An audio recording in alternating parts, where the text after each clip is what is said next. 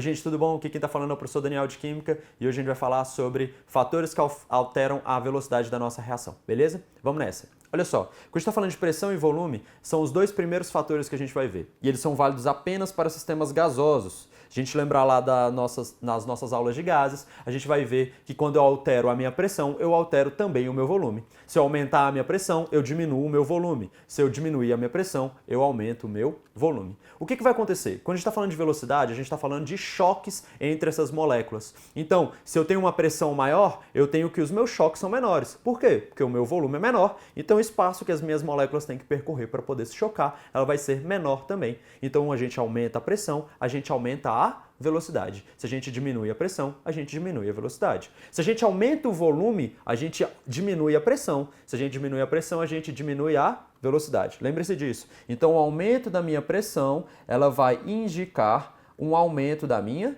velocidade, beleza? Se eu estou falando do meu volume, o aumento do meu volume, ele vai me indicar a diminuição na minha velocidade, tranquilo? Vamos lá, quantidade de reagentes. Se eu estou falando de choques, eu preciso que os meus reagentes eles se choquem. Então, para que isso aconteça, quanto mais reagente eu tiver, maior vai ser a quantidade de choques que há entre essas partículas. Imagina que você está dentro de um ônibus lotado. O ônibus lotado é muito mais fácil de você se chocar com outras pessoas. Se a gente está num ônibus vazio, é mais difícil da gente se chocar com outras pessoas. É exatamente o que acontece aqui. Se a minha molécula, se o ambiente que a minha reação está acontecendo, ele está bastante concentrado de reagentes, a gente vai ter maior quantidade de choques entre os meus reagentes. Se eu tenho maior quantidade de choques entre os meus reagentes, eu faço com que a minha velocidade ela seja mais rápida, beleza? Então, quanto maior for a quantidade de reagentes, maior vai ser a minha velocidade, beleza?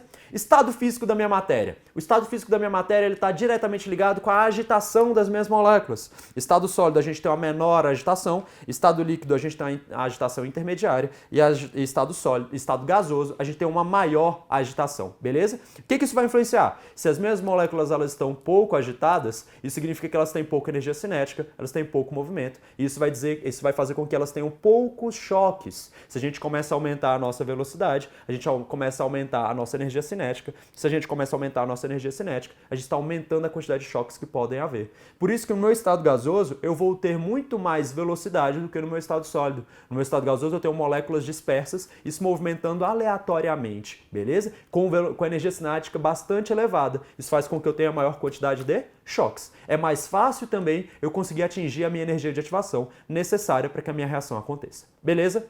Olha só. A minha superfície de contato, essa vai ser um outro fator que vai influenciar na minha velocidade, mas essa vai influenciar principalmente para o estado sólido, beleza? Quer ver um exemplo disso? A gente tem aqui, ó, a barra de chocolate. Se a gente tem uma barra de chocolate, é muito mais difícil pra gente, por exemplo, se a gente quiser fazer um bolo, alguma coisa, a gente tem que sempre ralar aquele chocolate para que a gente consiga fazer as reações, para fazer com que ele se misture com facilidade no meio da nossa massa. Se a gente tem chocolate em pó, a gente não precisa ralar, a gente não precisa de nada disso porque ele já está bem pequenininho. Um outro exemplo que a gente tem disso, por exemplo, vamos falar de um churrasco. Se você tem um churrasco, você tem aquela peça de picanha grande, você vai pôr ela no seu espeto e ele vai demorar bastante para assar, porque ela tem uma pequena área superficial. Ela só tem a área superficial ao redor dela, aquela região de fora da minha picanha para poder ser assada. Se eu pego aquela picanha e eu quero que o meu churrasco saia mais rápido, eu posso cortar aquela picanha em fatias e jogar aquelas fatias todas na grelha, que vão assar muito mais rápido do que a peça inteira. Por quê? Porque eu estou aumentando a área superficial. Antes eu só poderia atingir a minha picanha pelo lado de fora, uma vez que ela foi partida. Eu consigo atingir ela mais pelo meio, beleza? Olha lá, próximo. Temperatura. Se a minha temperatura ela está diretamente ligada à velocidade das minhas partículas, quanto maior for a temperatura, maior vai ser a velocidade. Olha aqui, nesse primeiro gráfico aqui que a gente tem, a minha energia cinética vai ser alta apenas nessas partículas que estão aqui, ó, bem no cantinho. Por quê? Porque só essas partículas têm uma temperatura suficiente, só elas têm energia cinética suficiente. Se a gente aumenta a nossa temperatura, veja bem, a temperatura T2 é maior do que a temperatura T1, beleza? Temperatura T2 maior do que a temperatura T1. Se a minha temperatura T2 é maior do que a minha temperatura T1, eu faço com que mais moléculas agora tenham energia cinética maior. Se eu tenho maior energia cinética dentro das minhas moléculas, eu tenho maior agitação. Se eu tenho maior agitação, eu tenho maior quantidade de choques. Maior quantidade de choques, maior velocidade. Beleza? Próxima. Vamos lá. catalisadores. Quando a gente vai falando de catalisadores, a gente está falando de uma substância que ela vai me dar uma energia de ativação mais rápida, mas por um caminho de reação diferente, beleza? Então o meu catalisador, ele não diminui a minha energia de ativação, beleza? Ele vai fazer com que a minha reação seja mais rápida, mas ele vai me fazer com que essa reação seja mais rápida porque ele está utilizando de um caminho em que a minha energia de ativação ela é menor, beleza? Então quando a gente está falando de catalisador, a gente não está falando de diminuição da energia de ativação, a gente está falando de aumento da velocidade. Tranquilo? Vamos nessa. Catalisadores. Os meus catalisadores, eles não aumentam o rendimento da minha reação. Eles fazem apenas com que a minha reação aconteça de maneira mais rápida. O meu rendimento tem que se manter o mesmo. Catalisadores não modificam o ΔH da minha reação. Entalpia é uma função de estado, então não interessa o caminho que a gente faz para chegar no meu produto. Interessa o estado que estão os meus reagentes e o estado que estão os meus produtos. Tá aqui, ó. Os meus reagentes estão aqui, os meus produtos estão aqui. Não faz diferença. Seja pelo catalisador, pela minha primeira energia de ativação aqui, ó, energia 1, que é a energia normal, a energia da reação não catalisada, seja pela minha energia 2. Aqui, ó, é a 2, a minha energia catalisada. Por qualquer um desses dois casos, a gente vai ter os mesmos reagentes e a gente vai ter os mesmos produtos. Então, eu não tenho alteração do meu ΔH, beleza?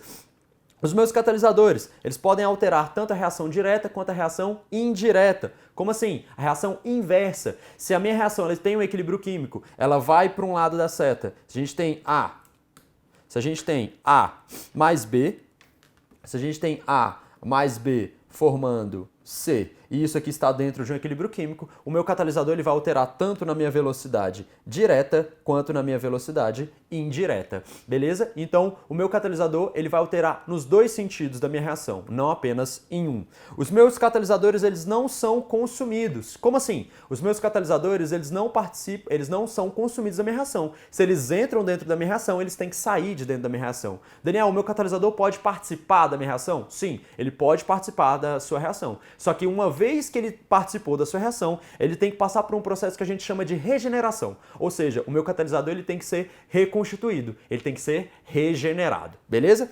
Diminuir a energia de ativação por atingir um novo estado de transição. O que eu estou fazendo? É aquilo que eu falei para vocês do meu caminho. Na minha primeira reação, eu tenho esse caminho que vai até a energia de ativação E1, é A1, que está aqui em vermelho, beleza? E no meu segundo catalisador, na minha segunda reação, esse aqui está me indicando a presença do meu catalisador. Percebam que o meu catalisador ele sai do mesmo ponto e ele passa por uma energia menor. Olha lá, a minha energia de ativação ela é menor para chegar nos meus produtos. Isso faz com que a minha reação ela seja mais rápida, porque eu preciso de menos energia para conseguir chegar nos meus produtos, para conseguir fazer com que a minha reação aconteça. Beleza? É isso aí, galera. Essas foram as dicas de hoje. Até a próxima. Boa aula, bons estudos e boa prova. Valeu!